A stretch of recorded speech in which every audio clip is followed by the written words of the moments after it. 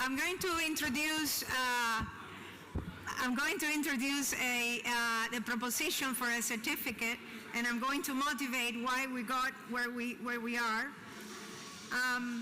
We're proposing a certificate program to introduce the new concepts and the new scientific advances in neuroscience and technology that have come about in an accelerated pace in the past couple of decades, and it will take us 15 to 20 years to actually incorporate this in the curricula of all the therapies that are available and that will become available in autism. So we want to have a jump start and empower people with knowledge. This will be a certificate program that we have designed, professional designers have designed. Some of them are here today. Natalia, Benji, yeah, here from the Rutgers Continuing Education program, and they have helped us design a very interactive, dynamic, fun certificate online, and it will have it takes place along the span of a semester.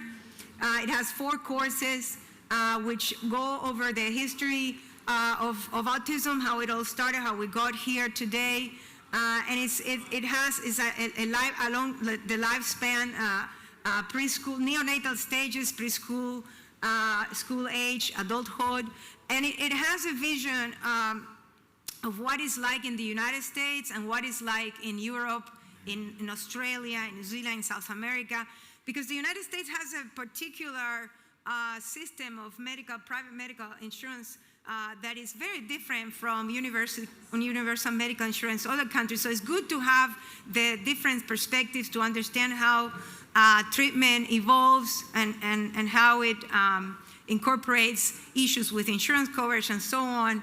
And so we have also 2 learning, fully e-learning courses and 2 courses with an instructor. It's all asynchronous and self-paced, and it's very interactive, very dynamic.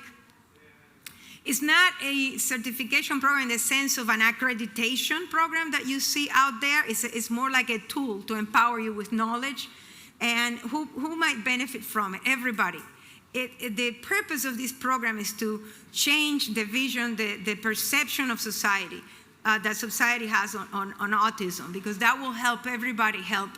So it's for self-advocates, because autism is a very large spectrum and one person doesn't know what the other person is about. It's just part of the human spectrum, the very human fiber. And it's for parents who can be empowered with knowledge and advocate for their kids in an individualized education plan. And this was actually the motivation that I was almost on a weekly basis in talks with the school districts and convincing people, and because the parents were calling us, of the importance of respecting autonomy and letting the child develop self-control spontaneously so that they're not traumatized. And we made many changes, but I realized I'm just one person, and we have a whole generation of students that already know this, and or of researchers that already know this, that is peer review and that is all available online. So let's just put it together, translate it to layman terms by professionals who know how to teach, and then let's launch it. So it's for educators as well, because it empowers educators with knowledge about the latest neuroscience and the latest technologies available. For practitioners who will, in Tier 2, learn about motion caption and biosensors and interpretability and ranges of physiological data that they should be looking for, so that it's all the data that has been characterized, that has characterized the nervous system, and we know now the ranges, so they should know about that, because this is interpretable and it's been done digitizing clinical inventories that already have been validated and considered in many cases gold standards, and by first responders who should know about autism in a different way, understanding the neuroanatomy, the neurophysiology in layman terms, and by policymakers who ultimately have mandates in all 51 states of the US, or at least in the US, although this is going to be a global program, and it's being translated to Hebrew, to Hindi, to Spanish, and in due time to other languages. So we want to empower people with knowledge about science, about policy making, what's available, about technology that help people navigate this complex ecosystem, and we want to strengthen collaborations and switch to a collaborative model rather than a competitive model that just is a laundry list of deficits. A collaborative model then instead help us collaborate with each other and make the parent and the self-advocate an active member of the research process or of the treatment process. It's a collaborator, it's not a subject, it's a collaborator into our lives. And the motivation behind this came really from the center's focus groups, from Eagleton polls that we launched, from surveys, and from NSF-based I-Course interviews of 180 people that told us, gave us a very different view of autism that we had inside the laboratory. So when we went out to the streets and we interviewed parents, we interviewed self-advocates, we interviewed just the people at random, then we got a very good sample of what's happening. In New Jersey alone, the Eagleton polling and the focus group found that 80%, 8 in 10 people in New Jersey know someone close on the spectrum, 80%. And many thought autism is just about inappropriate behavior that needs to be changed. Some thought that about 60% thought is a brain-related problem, but not a nervous system problem, as if the brain was disentangled from the nervous system. So we thought that there's a lot of knowledge that needs to be explained, needs to be spread out, and so. In addition to that, we saw a huge wave of diagnosis and a lot of shifts in the diagnostic criteria over the years. I'm not going to go over these shifts, only I'm going to focus on the shift from the DSM-4 to the DSM-5, which opened the floodgates to a problem for practitioners, educators, and everybody, and it's this problem. The DSM-4 did not allow ADHD to be coexisting with ASD. So either you had an ADHD diagnosis or you had an ASD diagnosis. It didn't include sensory issues either. When we arrived at the DSM-5, we have sensory issues, we have ADHD as part of the spectrum, and ADHD comes with a plethora of other conditions like Tourette's, OCD, and then there is cerebral palsy, and then there is Down syndrome, and then there is all sorts of underlying genetic conditions that are also part of the spectrum. So this makes it a very broad, very difficult to manage situation for the teachers, for the clinicians. And so in addition to that, the screeners and the diagnosis and the awareness started to get toddlers diagnosed very early at 3 to 4. And so even though that's already late, it's a push for early intervention programs that are not informed by neurodevelopmental neuroscience. And so you have early intervention programs, people coming to your house and treating the child without respecting the nascent autonomy of the nervous system, the nascent agency of the nervous system, so it's obliterating any chance for that child to actually enjoy the whole process of learning, like we saw here with ALATS and with Anat's video, for example, where you give and take and you allow the nervous system to self-discover that autonomy and to self-discover that control and then become in control. So that was obliterated. Today we have 1 in 36. Obviously, we don't know all the reasons for it, but certainly the shifting in diagnosis has contributed to this huge flood of different cases. But the point is not the numbers. The point is that we have already stratified autism based on the genomics. The genetic code already is sufficient from the Simons Foundation, from the SFARI initiative. The genetic code is already sufficient to stratify in the blind autism.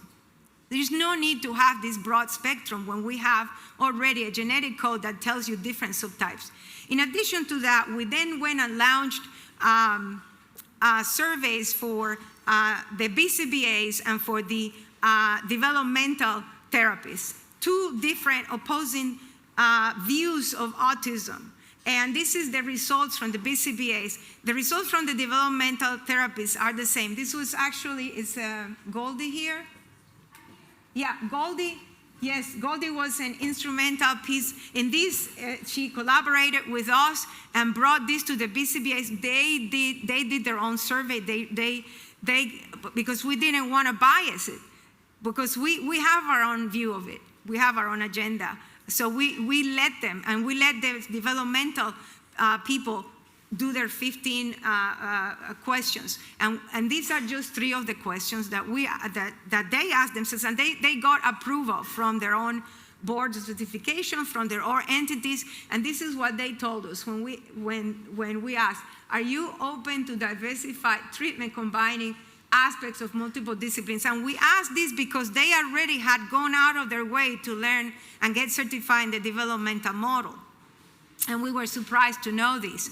And so a total of over 97% said yes, with a split that some of them, about half of them say, well, yes, if it doesn't change the ABA methodology, yes, if it can enhance treatment. But there is already, so there is not like, yes, we're going to do it, but there is already a predisposition and an acknowledgement that they need to acquire a different type of knowledge and a different type of methodology altogether. There is another question is, do you feel your practice will benefit from research on the nervous system in autism?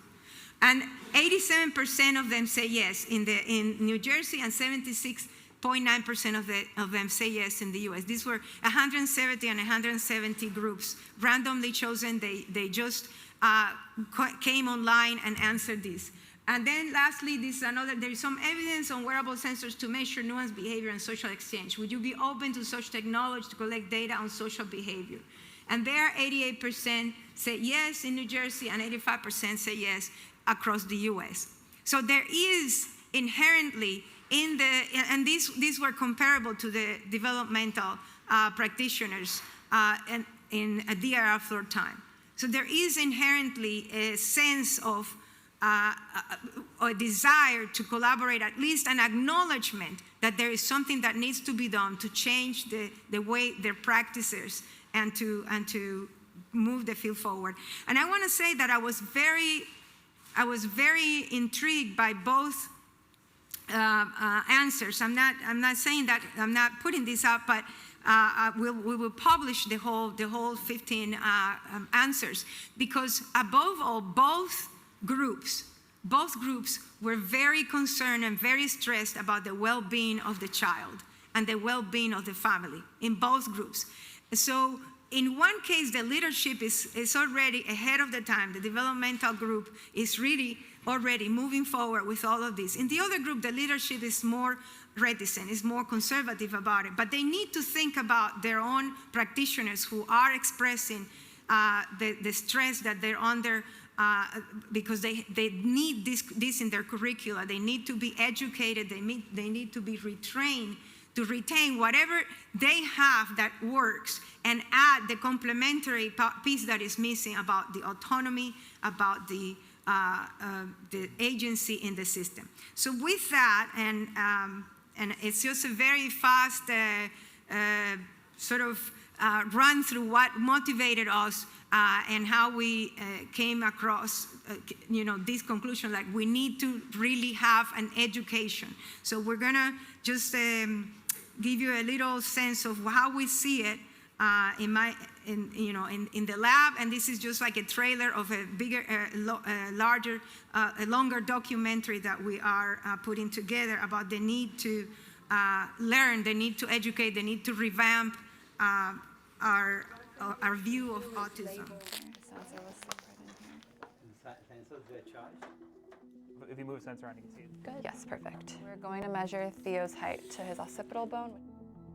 This is the Autism Certificate of Excellence. My name is Elizabeth Torres. I'm a professor at Rutgers. I decided to build this certificate. I thought that parents could benefit from it, be empowered by knowledge of new science and new technology that has emerged within the last couple of decades. When I came to autism, for the first time in 2008, where I saw there was this therapy that they had come up with, which was all about controlling that kid. It didn't allow that nervous system to flourish, to find its own autonomy. The lab is focused in the measurement of these micro movements, and in a sense it is a renaissance of autism. This is a revolution. We're working with Roxy Ballet today, and we are using our wearable sensors from the lab to understand their movements and their heart rates. And using the digital data from these sensors, we can understand exactly how their bodies entrain with each other, and even how their movements and their heart rates entrain with themselves, which will help us digitize dance and understand this from a new lens.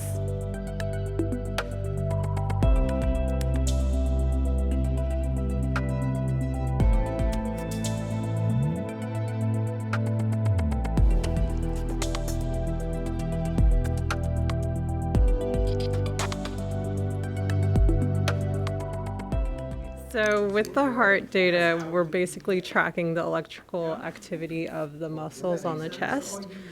Have you explored any specific paradigms such as pain and what that looks like in heart rate signatures? What we've seen is that, autistic individuals at baseline without any kind of pain or exercise that they're performing at the moment, they show heart signatures that indicate states of anxiety and distress, similar to a person who is undergoing pain or is performing physical exercise. The reason I do what I do is because I want this research to be more easily integratable into the existing practices that are prevalent in autism, both in the diagnostics and in the treatment. The last couple of decades, the advances in technological and scientific knowledge that we've had, which is absent from absolutely all the curricula out there in therapies. It's inspired by scientists who are translate their knowledge to the community. And that's what this certificate is about. It's empowering people to empower people on the spectrum. It's not like autism and us. It's all of us together in this. So at least that's the way I see it.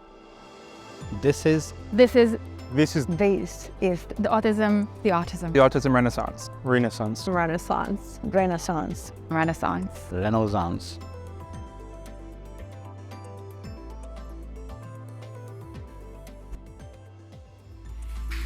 Thank you.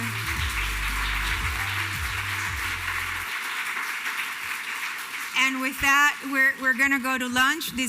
I have to say, this is a monumental effort from all of you, inclusive. You're here because you do want to see this change. And this is in your hands now. This is really, we are the little scientists. We're doing what we can with what the resources that we have. We work on this 24/7. We have a serious commitment, and we're not, we don't compromise. To us is the truth, is science. To us is the quantitative part. We don't have to compromise because we're salaried people. We're poor, but we're salaried. We don't have to compromise with anybody. This is the power of what we do. Okay. So now enjoy lunch, and then we will do this, continue in the afternoon.